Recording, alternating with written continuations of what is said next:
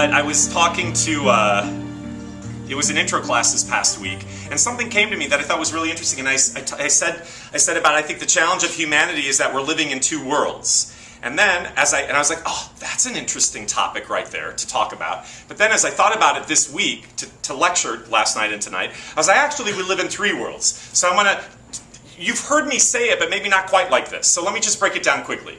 Two of the worlds are, and we spend most of our time there. And one of the worlds is really the optimal world from which we draw creativity from. And sadly, we don't spend nearly enough time there. So I'm going to get the two bad ones out of the way first. And they're actually like, if you want to think of it rather than three worlds, it's like three narratives of your life. The first one is reality. Okay, listen, we're dealing with this reality. It is what it is. But the challenge is this. If your life isn't looking the way you want it to look, if you're looking to try to fix it in the world of reality, it's too late. Because the world of reality is effect, it's not causality. And causality is just a fancy schmancy word for atoms coming together, going from waves to particles. So what we want to do, which I'm going to come back to the third world, or your third narrative, is get in there and create from the place of causality. Because if you're trying to create in the world of reality, it's too late. Case in point, that does not mean that you are not to do things in this world. That's not what I'm saying. Yesterday was Martin Luther King Day. And I thought, oh my God, look at how much movement that man singularly created in this reality. And yet, what did he himself say? I have a dream. The truth is self-evident that all men are created equal. But the fact that he said, I have a dream, means it started in the ideation world. It started from someplace else that then gets activated out here. So some people are plugged into being in those other narratives or worlds more than others. So then that leads me to this second world or narrative, which is really the one that is giving all of us the most challenges in our life, which is taking the brain drain train to the things you tell yourself that make you feel beat up and disenfranchised and abused and negative Nancy and a loser, and it's never going to happen for you. You've heard me talk about it over and over again. It's always the left brain stuff that you tell yourself over and over again. I'm too fat, I'm too skinny. I'm too blonde, I'm not blonde enough. I'm too ethnic, I'm not this. I'm not fat, I'm not skinny. I don't have an agent, my agent isn't good enough. I didn't have a movie at Sundance, I don't have any kind of movie. I don't know how to act, I act too much, etc., etc., etc., etc. So you all have experiences where you're in that. Did any of that make sense? I don't know, all those who were firing at me. When we are in those places in our life, you don't have access to changing your narrative. And so all I'm trying to do week after week is finding new distinctions that science shows you can change it. Which leads me to the third one. This is where y'all need to keep spending more time. Einstein, scientist, my God, here he said it. He said imagination is a preview of your life's coming attractions. Not reality. Reality is already here. Reality was your imagination 2 years ago, or 4 years ago, or 30 years ago. It's too late.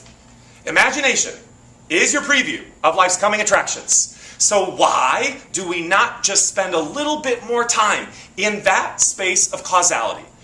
I'm always just trying to find different ways to encourage people to do that. There's many different ways. You can meditate, you can visualize, you can go for a walking meditation, you can go for a run, you can disconnect from the virtual grid and find a place in silence for yourself. You can dance, you can sing. I was dancing on that dance floor, I was plugged into some other creative grid when I was dancing. The narcotics helped. No, that's a joke. So we all have moments where we plug into it, but I'm trying to get us to be more conscious of it. The last part I want to say about that really kind of hit home for me. The reason why we don't spend more time in that ideation part of who we are is because these things take a while.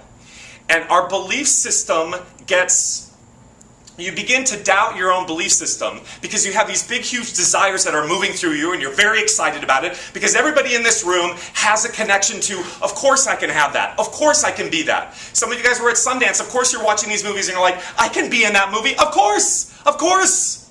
And then what happens is this. As you're out in the world and facing reality as it's coming at you, you slowly start to disconnect from the original source that was firing that desire in the first place.